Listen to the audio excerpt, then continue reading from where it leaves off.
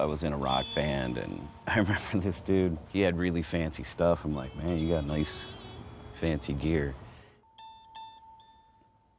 This is a little IKEA mixing bowl. This is like a drain cover. And then I have a big spring. And then he said, if you want to make good music, you need to have good equipment. And I just completely disagree with that.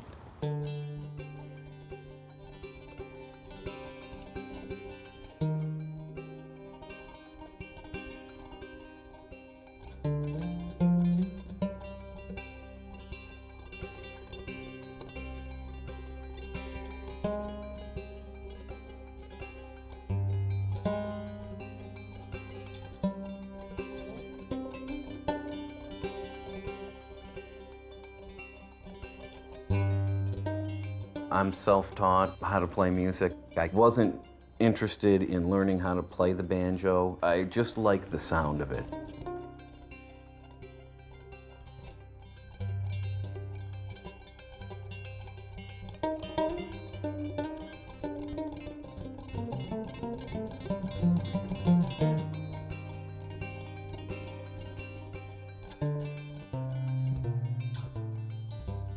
I was listening to a lot of Indian music, and a sarod is a bit like a banjo. It has a certain kind of sound similar to this. And so I started to add strings to it to kind of come closer to what a sarod sounds like. And that way I have maybe some unorthodox techniques of like bowing a banjo to me is real natural.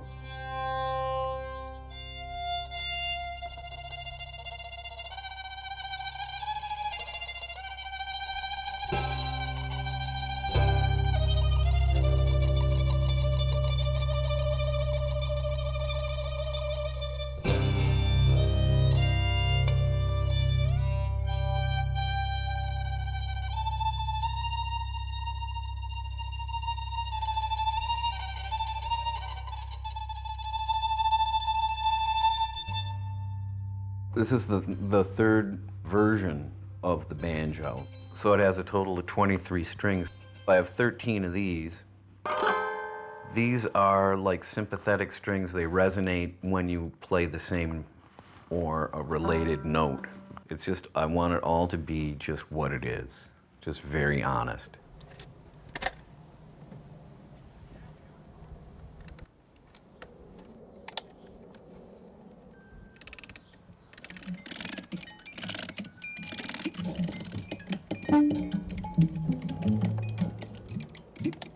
It started with just changing instruments. Just like adding an extra tuner, you know, just to see what happens. It's the sound of the unexpected, which I like.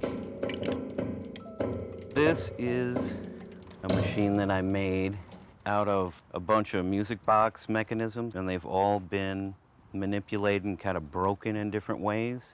I think just the benefit of having something that I've created or manipulated or changed around, I just feel a little closer to it.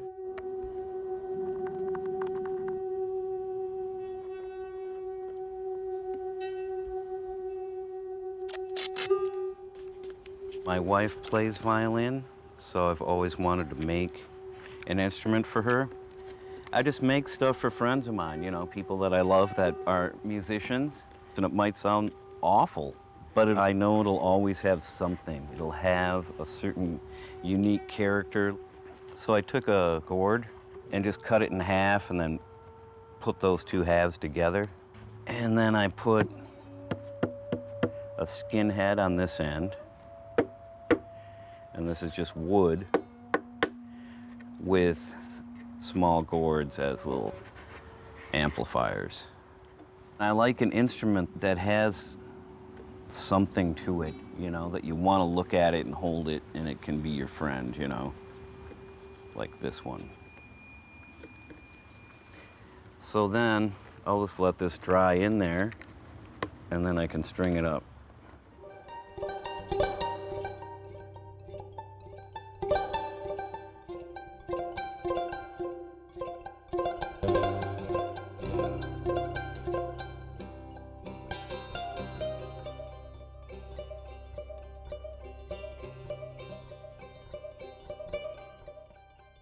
For me, improvisation, I sometimes think of it like going on a nature walk, is stepping off the set path for an opportunity to experience something unexpected.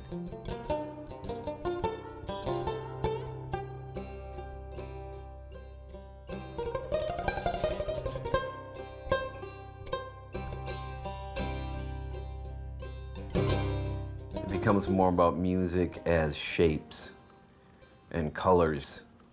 Being open to not finding something is a big part of it. It's just everything to me.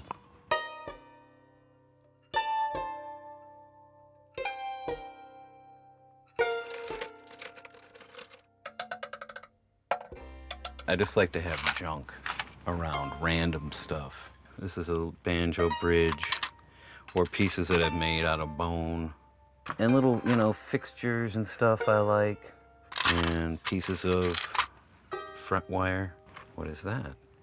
Genuine ivory from the top of an old piano. I would say most of it is just stuff. None of it is really purchased that much as a new thing. Tuners, piano wire, a mandolin neck, and then I have other like small gourds. When I'm really working on something in the basement, I honestly pretend and believe in my head that I'm an old world craftsman.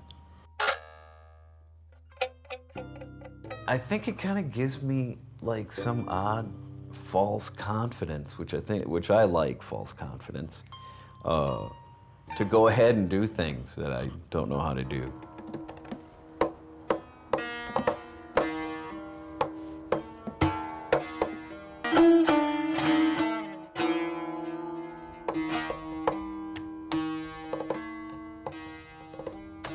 I'm pretty far from a conservatory-trained Juilliard person.